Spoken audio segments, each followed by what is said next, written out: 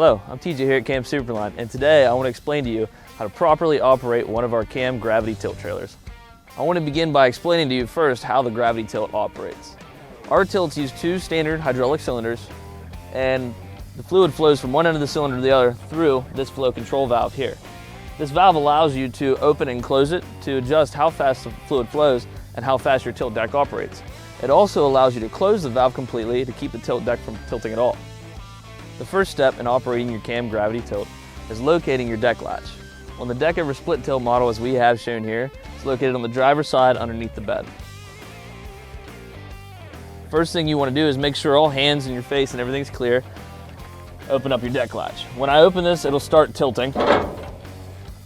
And then what you can do with the flow control valve then is you can adjust the speed of the flow by turning it left to open the valve and increasing the speed of tilt, or turning it right until it stops. Once you've reached the desired tilting speed, you may never have to adjust the valve again. After the trailer is loaded, the next step is to tilt the bed back down.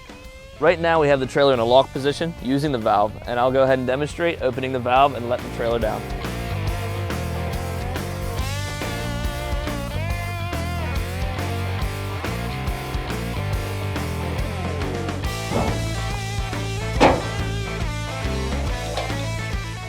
Again, my name is TJ Martin, and now that you know how to properly operate one of our Cam gravity tilt trailers, be sure to go online to camsuperline.com and check out the rest of what we have to offer.